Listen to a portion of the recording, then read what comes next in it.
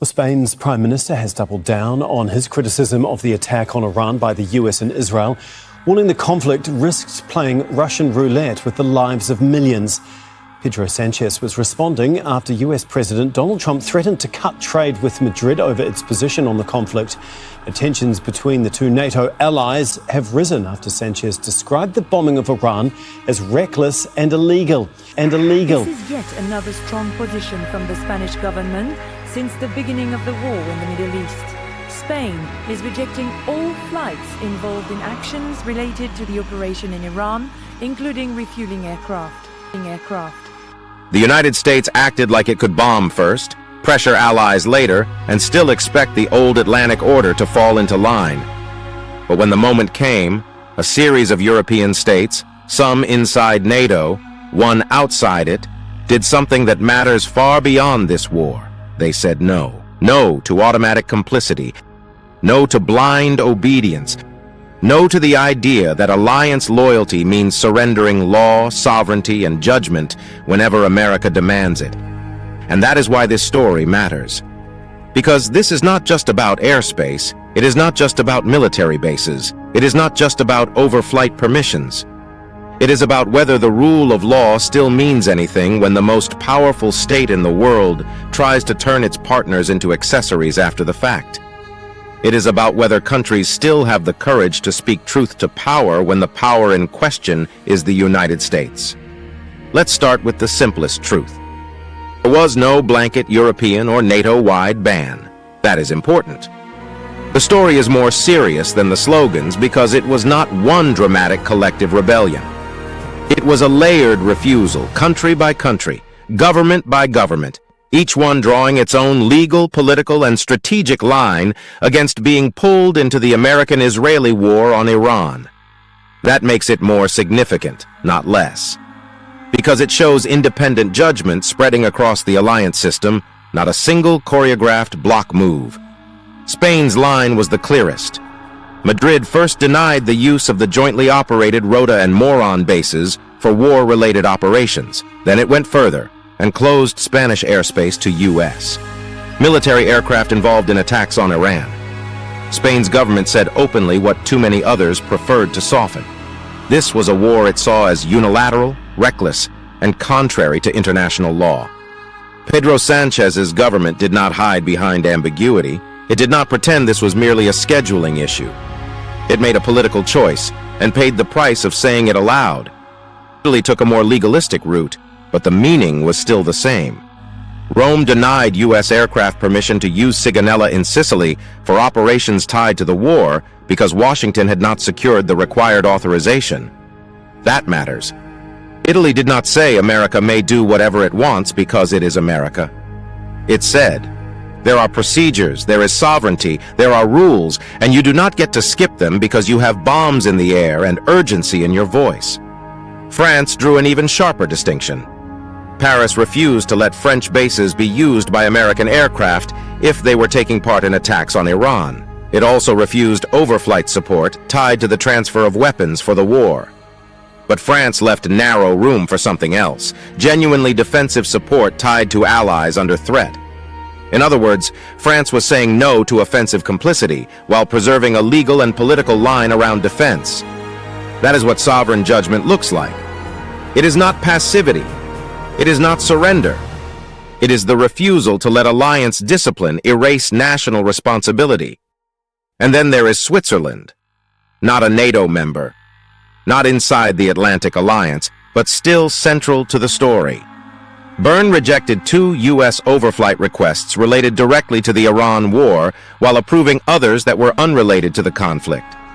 The Swiss position was rooted in neutrality law. That matters because it reminds us that some states still insist that law is not decorative. Law is not something to be quoted when convenient and ignored when power grows impatient. Switzerland's answer was simple. If this is war-related, neutrality imposes limits. That is exactly the kind of legal seriousness warmongers hate most. Now look at the American reaction. This is where the myth of calm leadership collapsed into the politics of the tantrum. Trump did not respond like a leader confident in the justice of his cause. He responded like a bully, shocked that the room no longer flinched on cue. He publicly attacked European allies for not helping. He complained that they enjoyed the benefits of American power while refusing to share the burden.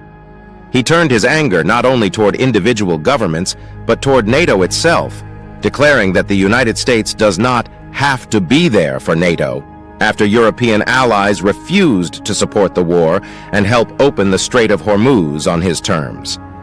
With Spain, the reaction was especially blunt. Trump threatened trade retaliation after Madrid refused access and later closed its airspace. That tells you everything about how this White House thinks. It does not see allied disagreement as a legitimate dissent. It sees dissent as insubordination. It does not answer principle with argument.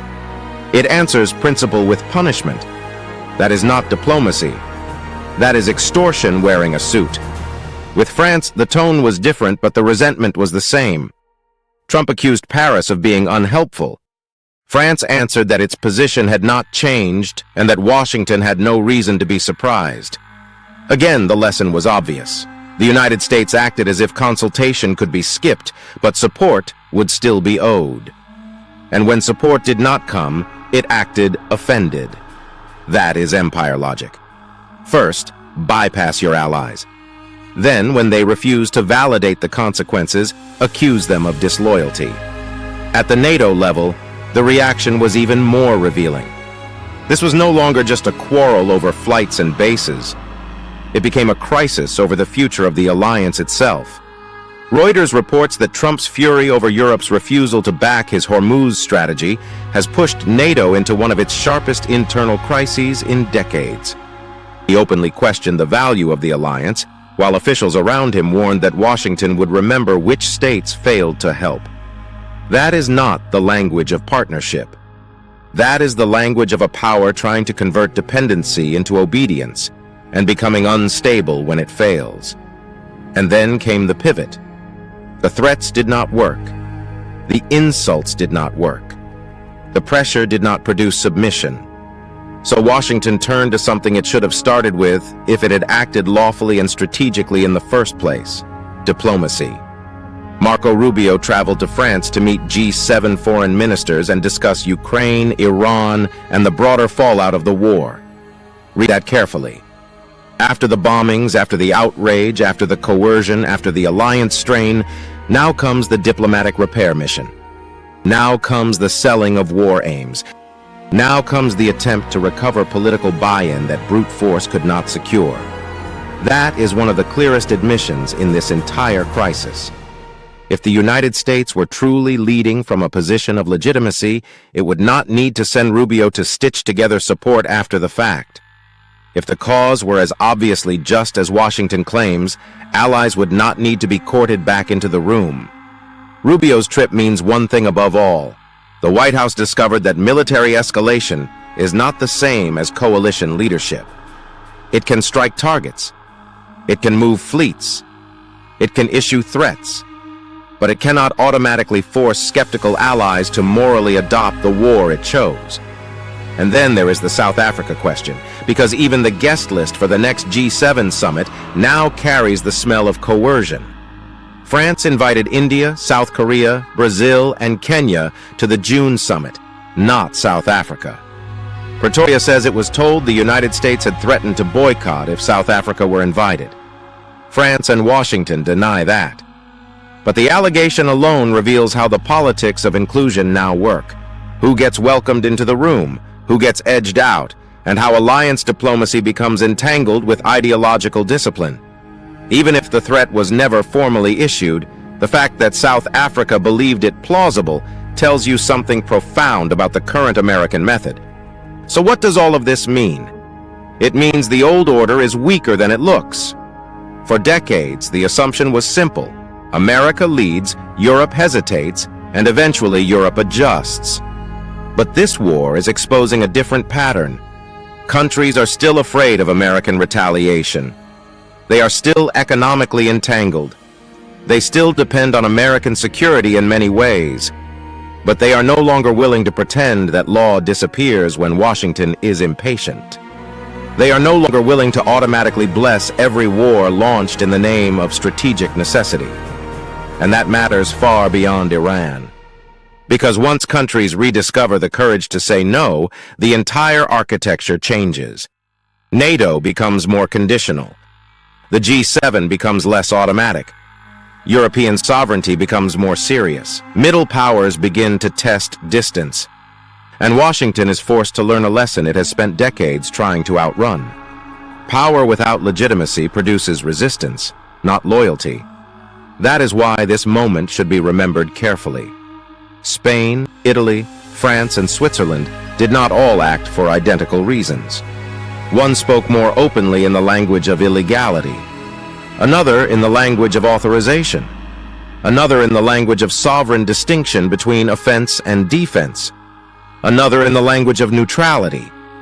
But all of them, in different ways, defended the same deeper principle. No state, however powerful, gets an automatic right to drag others into war. That is courage.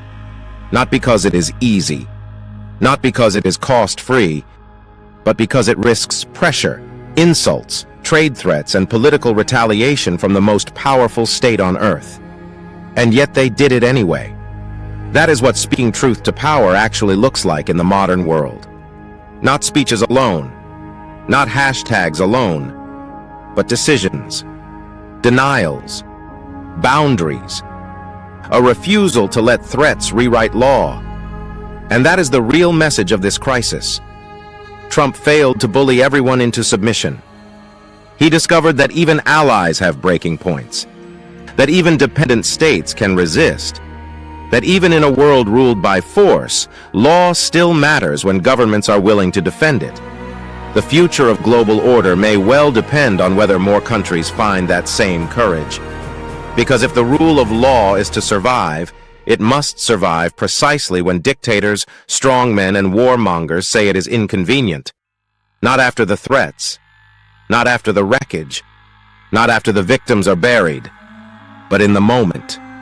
When obedience is demanded, when fear is used as policy, when saying no still carries a price. This is Liberation Lens. If this analysis helped you see the deeper structure beneath the headlines, subscribe to the channel, turn on the notification bell, and share this video. Because silence protects power, and truth only moves when people choose to carry it. Stay alert. Stay critical. Perspective matters.